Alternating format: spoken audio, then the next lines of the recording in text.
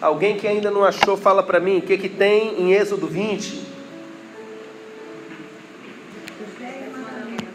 Amém.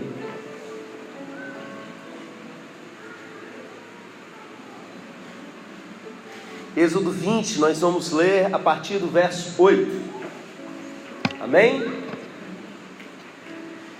Lemos assim na palavra do Senhor: lembra-te do dia de sábado para o santificar. 6 dias trabalharás e farás toda a tua obra, mas o 7º dia é o sábado do Senhor teu Deus. Não farás nenhum trabalho, nem tu, nem o teu filho, nem a tua filha, nem o teu servo, nem a tua serva, nem o teu animal, nem o forasteiro das tuas portas para dentro. Porque em 6 dias fez o Senhor os céus e a terra, o mar e tudo que neles há, e ao 7º dia descansou. Por isso o Senhor abençoou o dia de sábado e o santificou. Amém? Você pode orar por mim mais uma vez? Estenda as suas mãos, peça para Deus falar com você a partir da minha vida.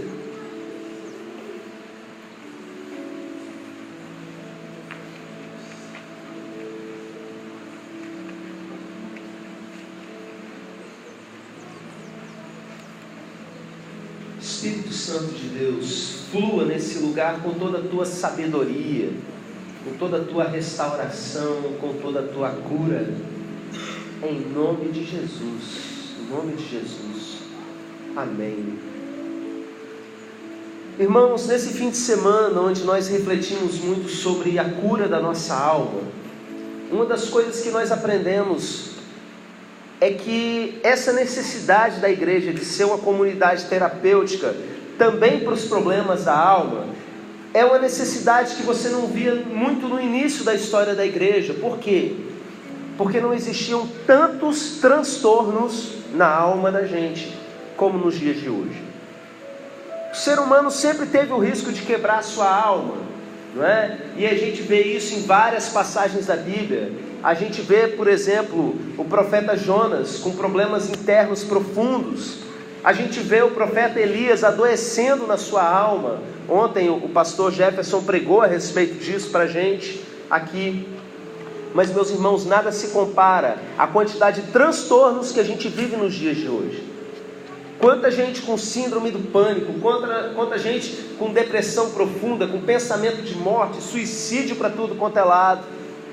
E várias síndromes e coisas que as pessoas vão cada vez descobrindo novos transtornos que estão surgindo. E isso tem a ver com o tipo de vida que nós levamos. Eu me lembro, eu vi há uns anos atrás um psicanalista explicando que a maior parte dos problemas que a população urbana vive tem a ver com o afastamento da simplicidade da vida. Porque quando a pessoa levantava com as galinhas, trabalhava o dia inteiro, dava 6 horas da tarde, o sol ia embora, às vezes acendia ali uma lamparina, alguma coisa para fazer pouca coisa, daqui a pouco ia dormir. A vida era muito mais simples, a nossa rotina era muito mais padronizada e, consequentemente, a nossa cabeça se organizava com muito mais facilidade. A nossa cabeça não se perturbava em tantas coisas, não misturava tanta informação e sentimento como a gente tem na era moderna, na era da informação, que é a que a gente vive.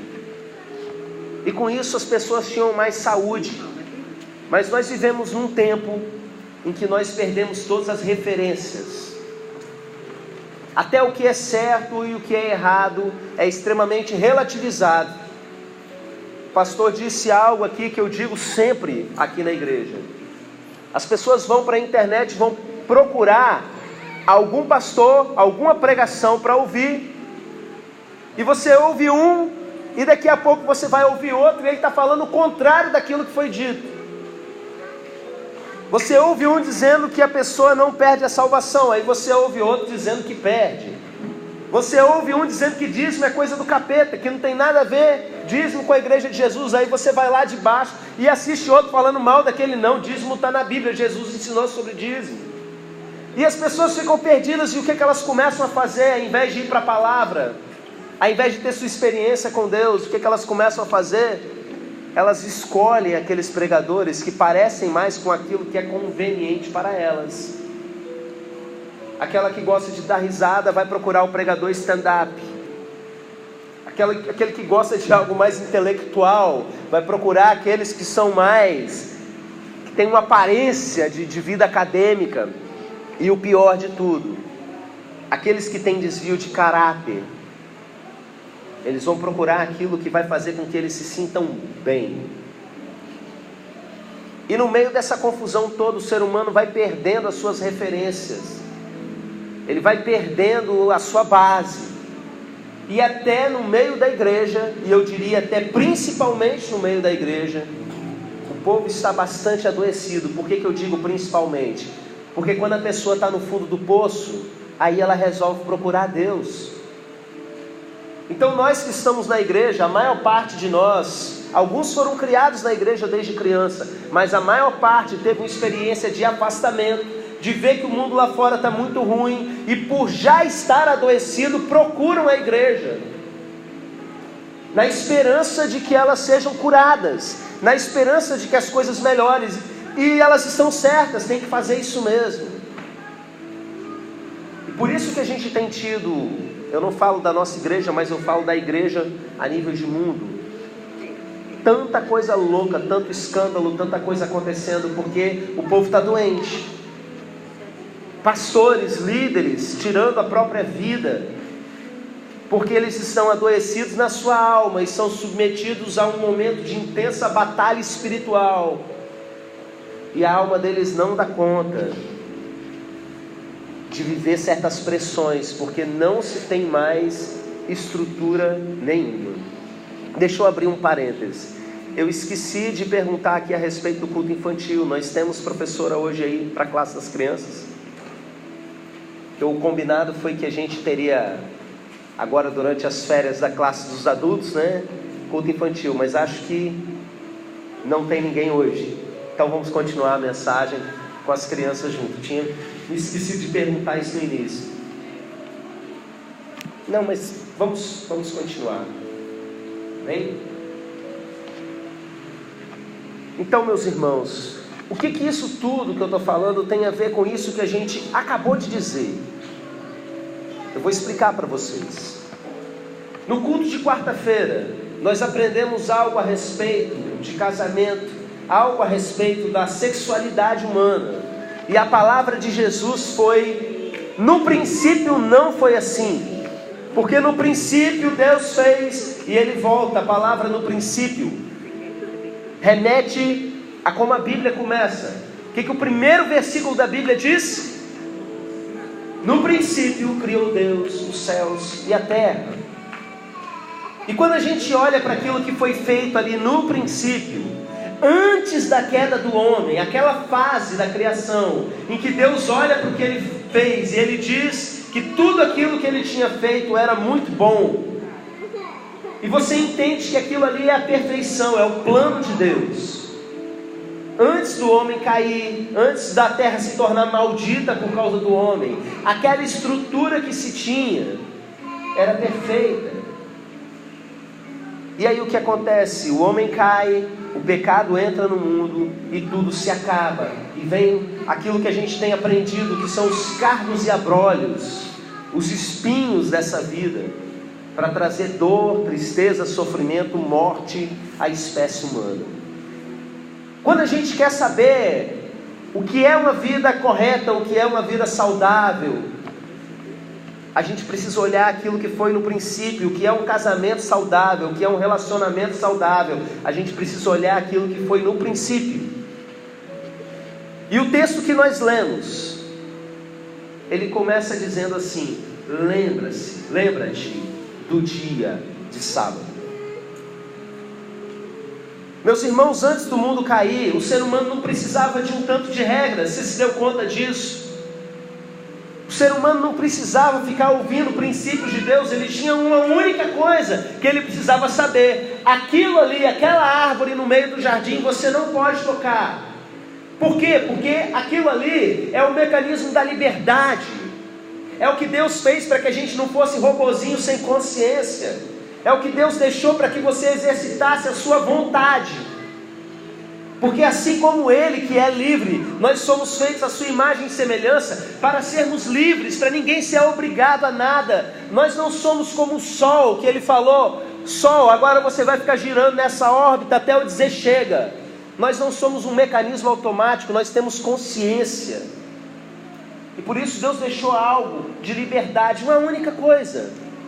Mas todos os outros princípios de Deus não tinha necessidade, porque o homem estava ligado plenamente a Deus. O homem ainda não tinha caído, então a ligação de Deus estava diretamente nele. E algumas coisas eram simplesmente naturais. Não precisava dizer: você não pode matar o seu próximo. Para que ele querer matar alguém? Uma pessoa ligada ao próprio pai vai sentir ódio? Não vai. E eu fico pensando nesse texto, lembra-te, porque era algo que já fazia parte da tradição oral do povo judeu. Eles conheciam toda a história da criação, e eles sabiam que na história da criação, quando Deus acabava de criar tudo, no sétimo dia, Ele para, Ele descansa, e Ele faz, o texto fala duas coisas, lá no Gênesis, lá no princípio. Ele santificou o dia de sábado, e Ele abençoou o dia de sábado. Antes da queda não precisava de princípio, de regra para poder ficar ensinando. Eu penso que o dia de sábado no Jardim do Éden era uma coisa muito legal, sabe? Fim de semana em família. Adão e Eva com o papai ali com eles, né? Hoje é dia da gente descansar. Comunhão maior com Deus, o tempo todo. Não tinha caído ainda. Fazia parte do natural da vida. Parar tudo para descansar, porque Deus tinha dado trabalho para o homem. O trabalho não era uma coisa ruim. Nessa época, antes da queda, o trabalho era uma coisa boa. Ele era o CEO de todo o planeta Terra. Ele comandava tudo.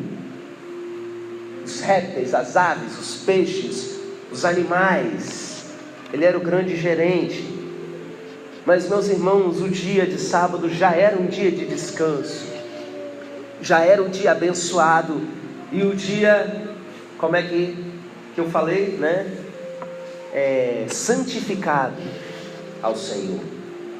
Só que o homem caiu, e os princípios começaram a ter que ser reensinados para a humanidade. E olha, agora o homem precisa ser relembrado que o certo é parar. O certo é voltar àquilo que foi no princípio. Lembra-te do dia de sábado. Você precisa se lembrar disso para o santificar.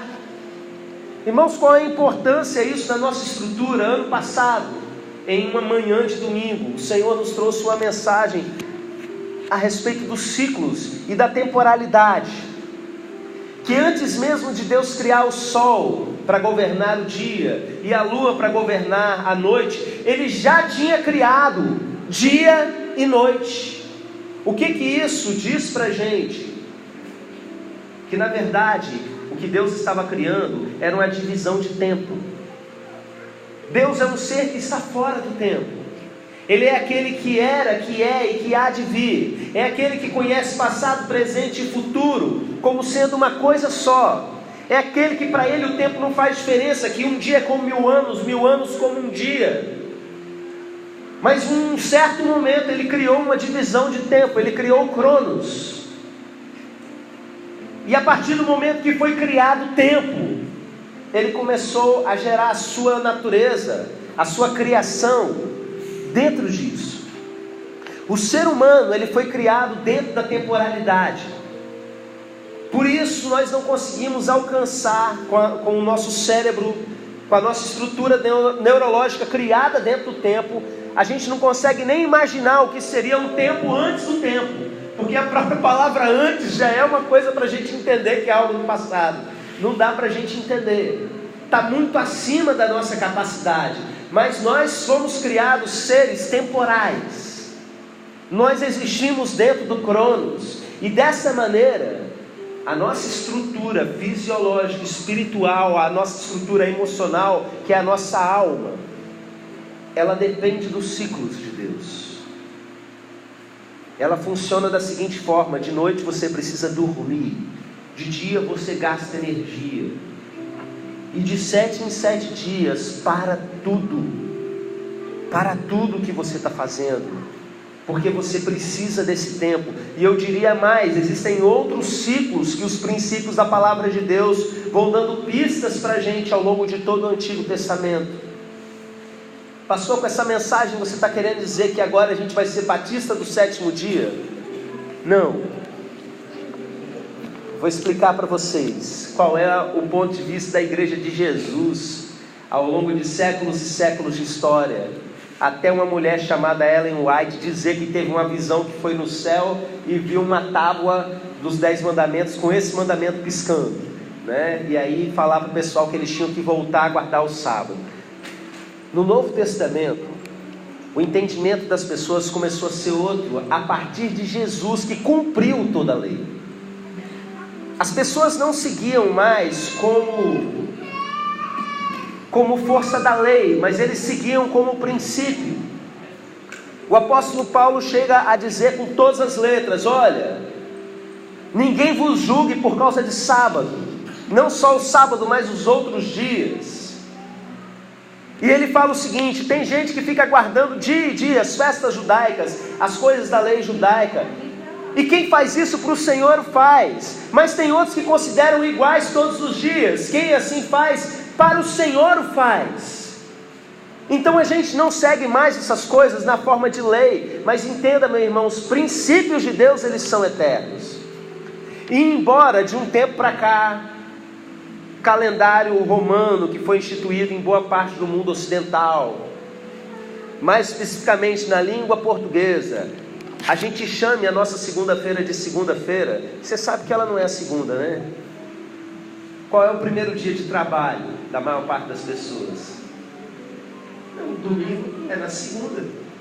A gente passou a chamar o primeiro de segunda. E se a gente começar a contar do dia certo, na verdade o 7º acaba virando domingo. Irmãos, isso é irrelevante. Nem os próprios judeus sabem se o sábado deles realmente conta com o primeiro dia da criação. Não tem como você saber. Quando começa, quando termina, com a terra girando, com o fuso horário acontecendo, você está dentro do avião, quando é sexta, quando é sábado. E aí a gente estava ali, né, horário de verão, ganhamos 1 hora agora. Irmãos, não é com isso que Deus está preocupado. O princípio disso, Jesus ensinou.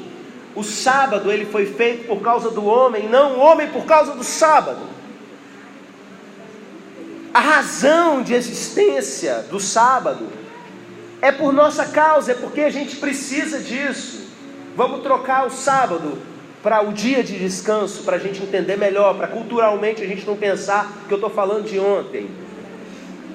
O princípio de que você precisa de um dia para separar para o Senhor, para o seu corpo parar, ele continua valendo, porque esse princípio foi criado por nossa causa, assim como todos os princípios de Deus, aquelas coisas que não precisavam ser ditas no jardim do Éden, e de repente, depois da queda do homem, precisam ser ensinadas para a humanidade. Só há um Deus, ao Senhor teu Deus adorarás e só a Ele servirás. Se você não fizer isso, vai mudar alguma coisa para Deus? Não. Mas se você começa a levantar outros altares que não são ao Senhor, você atrai demônios sobre a sua vida. É isso que a Bíblia ensina. Os mandamentos existem para o nosso bem-estar. Honra teu pai e tua mãe para que te prolongue os teus dias na terra. Esse princípio é porque vai mudar alguma coisa em quem Deus é se você desobedece o seu pai e a sua mãe? Não. Mas Deus sabe que se você não fizer isso, você vai morrer. A filha, o filho que vai em lugar que o pai falou para não ir, vai morrer. Aquele que desonra o seu pai e a sua mãe está quebrando o princípio, está atraindo morte sobre si. Então a lei vem, o princípio de Deus que está por trás da lei, ele existe para o seu próprio bem.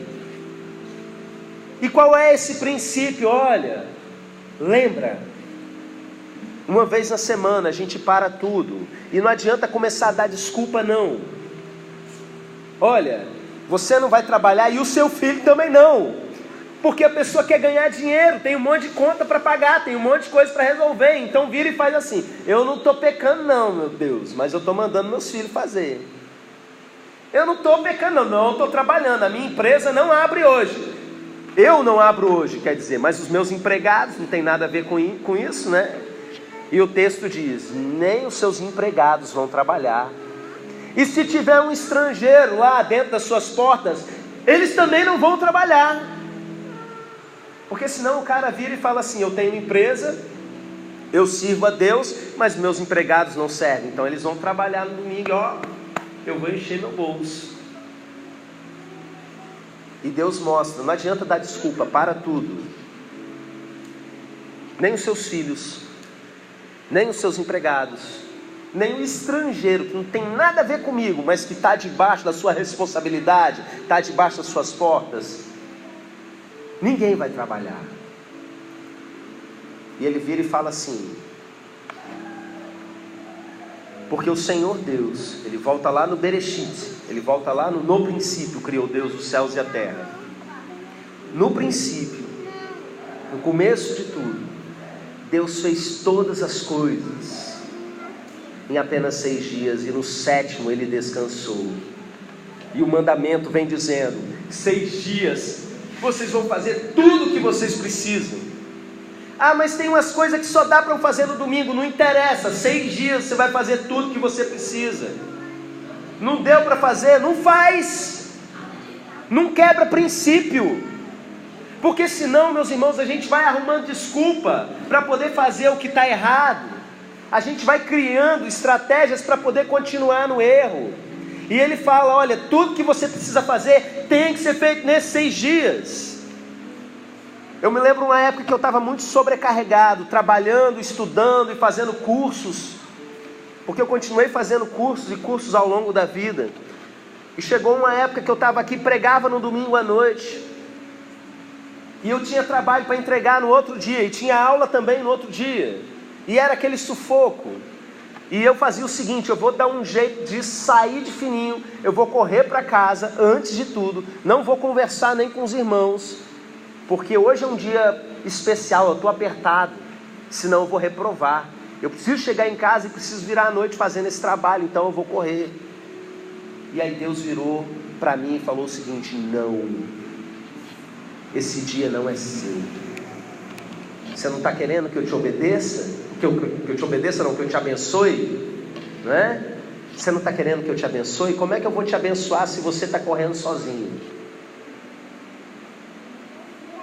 Então eu entendi e comecei a crer: não, esse dia que ele é todo do Senhor, vai dar certo. Vai dar certo. Se eu chegar lá no outro dia, o professor vai ter prorrogado o prazo, vai acontecer alguma coisa. Ou eu vou me dar mal porque eu devia ter corrido antes, porque há tempo para todo propósito debaixo do céu. E se eu estou querendo usar o domingo para isso, significa que eu não estou usando bem o resto. Esse dia é do Senhor. E o princípio, meus irmãos, da lei na época da graça é o seguinte: Jesus disse: se a vossa justiça não exceder a dos escribas e dos fariseus, de modo algum você vai entrar no reino. O que isso quer dizer? Pega o ensino de Jesus sobre dízimo. Quando Jesus para ensinar sobre dízimo, ele fala o seguinte: olha, vocês fariseus e escribas, vocês tiram dízimo de tudo na vida de vocês, mas esquecem do amor, da misericórdia, da fé. E vocês têm que fazer todas essas coisas e entregar o dízimo também, sem esquecer das outras. Ou seja, você cumpre a lei e vai além dela. Só que, o que você entende? O povo, cheio do Espírito Santo no livro de Atos, eles entregavam tudo ao Senhor. Eles iam além do dízimo. Só que existia o mínimo. O que é o mínimo? O dízimo. Não é que eles não entregavam o dízimo, é que eles excediam o dízimo. Quando você olha, por exemplo, o princípio daqui, disso que a gente está falando, um dia na semana para o Senhor, aí a igreja recebe o Espírito Santo. Você continua lendo o texto, ela está cheia do Espírito Santo. Todos os dias eles estavam juntos cultuando ao Senhor. Mas existe um mínimo. Qual é o mínimo? Um dia totalmente para o Senhor. A gente excede, a gente faz uma porção de coisa para Jesus a semana inteira. Assim como a gente não entrega só dízimo, a gente vai lá e fica ofertando todo culto para o Senhor. A gente excede aquilo que foi estabelecido, mas o mínimo é aquilo que foi estabelecido, meus irmãos. O mínimo é isso. E olha, para que o seu corpo, a sua alma e o seu espírito ande no ritmo de Deus, para que você tenha saúde, porque isso é sobre você. O dia de descanso foi feito por sua causa, para que você tivesse saúde. Você precisa considerar esse princípio do Senhor. O Senhor, quando Ele terminou, Ele descansou. E Ele fez duas coisas. Ele abençoou esse dia de descanso. E Ele santificou esse dia de descanso. Primeira coisa, esse dia é abençoado. O dia que a gente separou para buscar o Senhor, esse dia é abençoado, não tem para onde correr. Você já está debaixo de bênção. É claro que quando a gente fala em bênção, existe um princípio de você receber a bênção. Aquilo que eu já falei para a igreja em muitas ocasiões. Jesus fala para os discípulos chegarem numa casa e falam assim, que haja paz sobre essa casa. Mas se nessa casa tiver um filho da paz, a paz vai repousar sobre essa casa. Mas se não tiver, a bênção retorna sobre quem abençoou. Ou seja, a bênção é importante que você esteja em condição de receber. Se você crê que esse dia é um dia de bênção, você vai ser muito abençoado no dia de hoje. Muito abençoado no dia de hoje. Se você entende, olha, o meu dia do Senhor já começou, e você coloca na sua cabeça de que, nossa, esse dia é um dia de bênção. Eu me lembro de coisas muito boas que aconteceram na minha vida num dia de bênção. Não só coisas relacionadas à igreja, como por exemplo, eu me batizei num dia de domingo, eu aceitei Jesus num dia de domingo, eu celebrei ceias no dia de domingo e tantas coisas. Mas na minha vida mesmo, de uma maneira geral, o dia que a minha esposa disse sim para mim, foi no domingo. O dia que o meu primogênito nasceu, um dos dias mais especiais da minha vida, foi num domingo. A minha esposa lá no hospital, o dia inteiro, a gente lá naquela luta e a igreja aqui reunida. Teve que começar o culto da noite para desatar o parto, meus irmãos. A gente estava lá desde o culto da manhã e a gente ficou até o culto da noite. Quando deu uns 10, 15 minutos que o culto tinha começado à noite, aí o Aleph nasceu. Domingo é um dia de bênção, e eu tenho certeza que não é só para mim, porque o Senhor abençoou o nosso dia de descanso. O dia que a gente dedica para Ele é um dia abençoado. E Ele não só abençoou, como Ele também santificou esse dia. A palavra santificar tem muitas conotações, e uma delas é, Ele separou esse dia. E separou para quê? Dando exemplo para nós. Esse dia foi separado para que o seu corpo, a sua alma e o seu espírito, e eu estou seguindo essa sequência de propósito, porque eu vou deixar o mais importante para o final, ele seja restaurado nas suas forças. Seu corpo precisa parar e descansar, e a gente confunde descanso com lazer. O lazer é bom, o lazer é importante, ele faz parte, mas às vezes a gente quer chegar, quer fazer uma viagem, a gente quer ir para a praia, passar o dia inteiro, e o tempo que a gente devia estar descansando, a gente na verdade está se cansando mais do que todos os outros dias. Separe esse dia para que o seu corpo se refaça. Por 6 dias você vai fazer tudo o que você precisa, mas nesse dia santificado pelo Senhor, seu corpo precisa parar. E aí a sua alma precisa parar. O que isso quer dizer? A gente ocupa a nossa cabeça, as nossas emoções com um furdunço de coisa. É o dia que eu tenho livre, então eu vou maratonar séries de televisão que eu estou atrasado.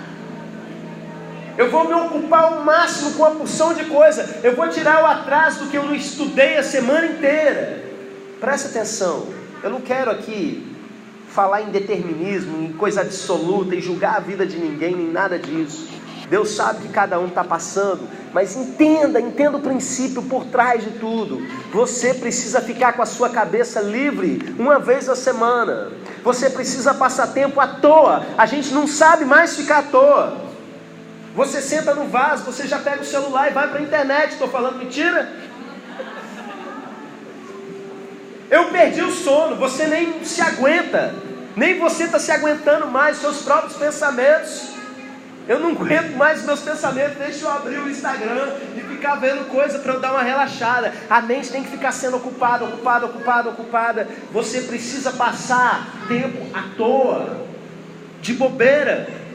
Teve alguém, né, nesse fim de semana que falou, não me lembro qual dos pregadores, em ócio criativo. É mais ou menos essa a ideia. Aprenda a ficar sozinho, assim, nos seus pensamentos à toa. Estou despreocupado de tudo. Não estou gastando energia para botar mais e mais informação para dentro, nem nada. Eu não estou preocupado agora com o trabalho. 6 dias eu fico preocupado com o trabalho. Agora é eu e Deus. É eu e minha família. E além, meus irmãos, do seu corpo precisar de descanso, da sua alma precisar de descanso, o seu espírito precisa de Deus. Tem a ver com o seu bem-estar, tem a ver com você estar bem, para um dia, para tudo, porque o seu espírito precisa de Deus.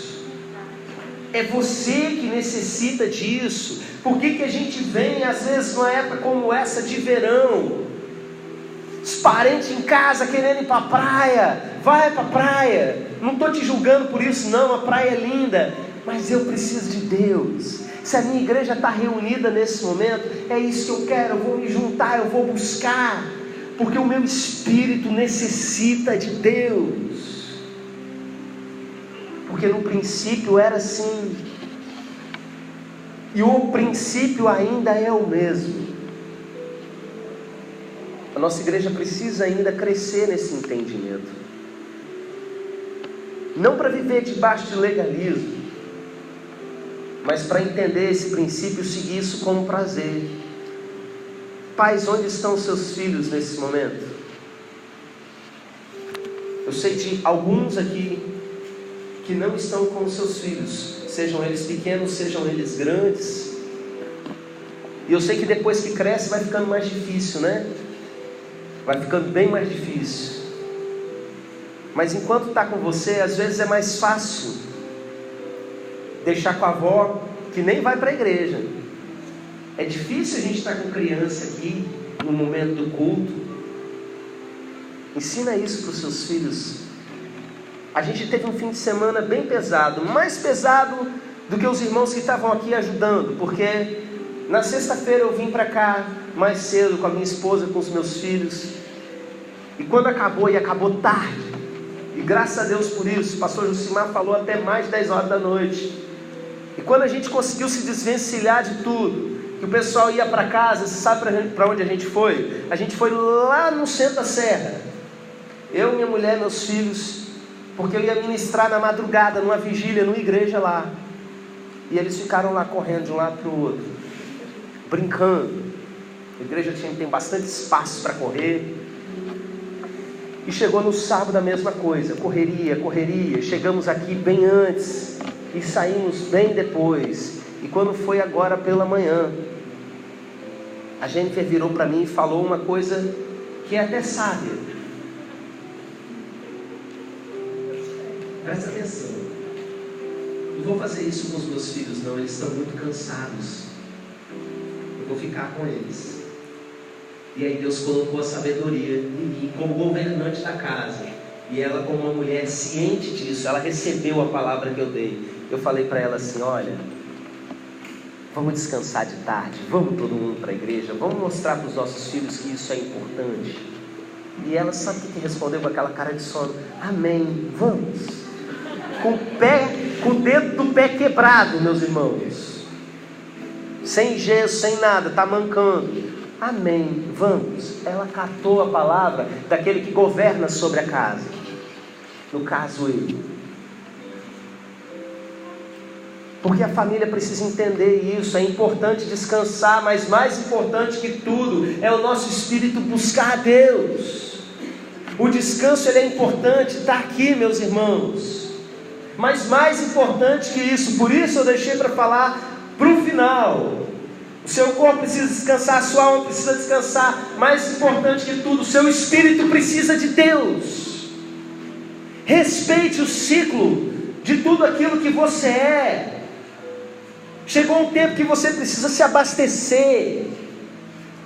E embora todos os dias sejam para Ele, existe um momento que a gente precisa se recarregar para valer, meus irmãos, para aguentar realmente o tranco durante a semana. E a nossa casa precisa entrar no ritmo de Deus. Eu queria orar por você nesse momento. Vamos nos colocar de pé.